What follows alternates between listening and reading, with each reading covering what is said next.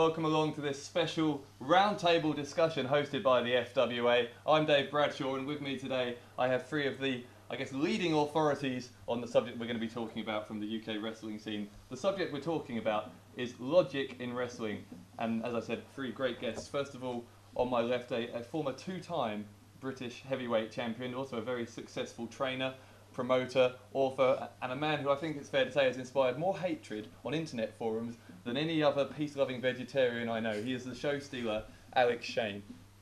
My second guest on my far right, also a former FWA British heavyweight champion who's had, during his long career in the industry, has had to fight several huge battles both in and out of the ring. He's now in the midst of making a comeback and continuing to break records left, right and centre. Most recently, of course, becoming probably the most intimidating timekeeper in the history of professional wrestling. He is Phil Flash Barker.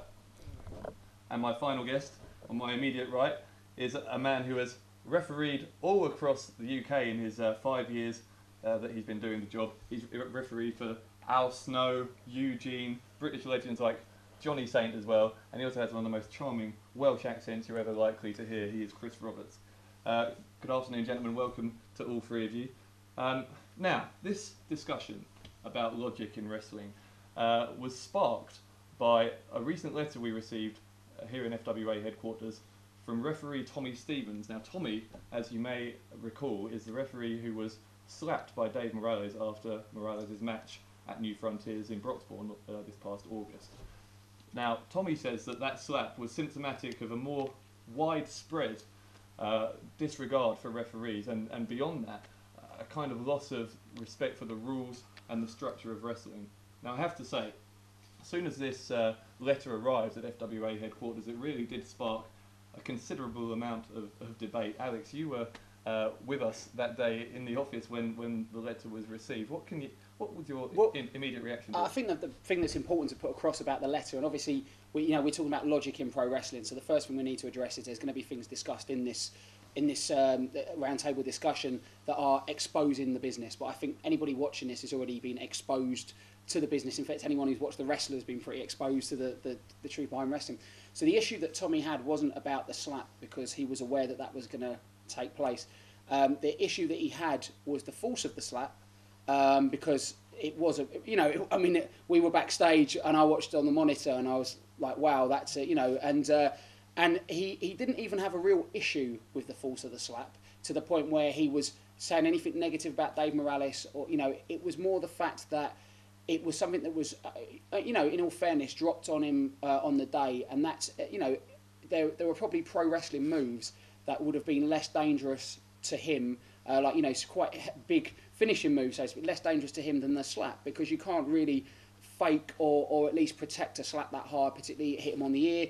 And his issue was that at this point in time, pro wrestlers are open to taking just as many bumps as referees, and his point is that he can turn up to a show and be told, I mean, this is coming from a man who once knocked a referee off a balcony, so the bar has been set very high, and that was his issue, that as a referee he is now in a situation where he's quite concerned turning up to shows, and that's why we really discussed it. It opened up wider issues that we'd been talking about internally, so that was the nature of it. Phil, you were the timekeeper, as we said, at New Frontiers. So, having seen it from a ringside perspective, that slap, do you think it was stronger than a referee should be expected to receive? Well, like you say, I mean, obviously he's expecting it, but there are certain points where it's overstepped. The mark is overstepped. I mean, you can have a working slap, but how can you have to make a slap look as realistic as possible. So yes, there's going to be some force there. That's just part and parcel, because in the end of the day we need to make this business as realistic as possible. But obviously you're not going to take a liberty with someone that's actually giving you their body. I've always said your first priority is when you're working with someone is to protect their body, because they are actually giving you a body. So maybe overstep the mark, but again, in the heat of the battle, who knows? To make it look as realistic as possible, he's probably hit him, which, because he's such a big lad, maybe he felt, well, I didn't put that much force in it, but obviously to the referee, obviously the slap's going to be a lot harder. But again, it does open up this debate about the authority, referees, because, as we were saying about referees, they're pretty much the butt of everyone's heat. You know, everyone uses them to, you know, whatever, to knock them down. But we always have to remember, they are the authority figure. They are there to referee and run the match accordingly. Like in, you know, football, you know, football, yes, you know, it's a legitimate game, but you touch a referee, you're gone. You know, so this is where now we got to start looking at about the referee, you know, give them some protection, because like I say, if you do slap someone, then that it in the real world, some form of punishment has to be implemented. Otherwise, again, it's just anarchy reigns. It's interesting you say a form of protection for the referee, because I was actually thinking, you know, like when you Birchall is a good example.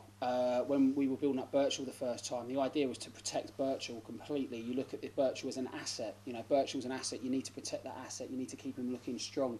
But unfortunately, what happens is, I guess, you know, it's protecting the referee.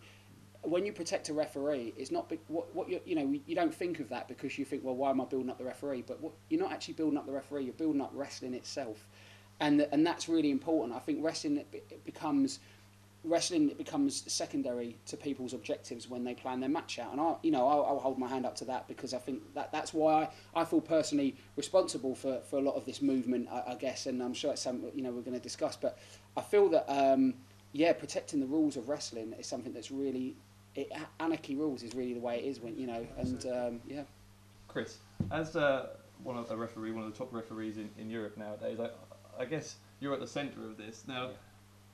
Do you think we're in an industry now where referees are hit more often, where they're more likely to be expected to, you know, miss obvious interference from managers, that kind of thing? And do you think that kind of undermines your job? I think referees have always been expected to, you know, play that part of, you know, not seeing things and, you know, being the fall guy for certain parts of matches. But I think the difference now is between now and years ago was now wrestlers are blatantly doing things in front of the referee. Whereas years ago, you know, a heel would cheat always behind the referee's back, because without the rules, without the referee, you can't get heat. If you're not cheating, how can you get heat? And if the guys are blatantly doing stuff in front of the ref and the ref isn't doing anything, as Alex said, it undermines wrestling as a whole. You know, how can the fans be mad at the heel when the referee is just standing there doing nothing, because we're programmed not to do anything anymore because of the way wrestling's evolved? You know, where the heels just do what they want and get away with it with no comebacks, reprimands, anything.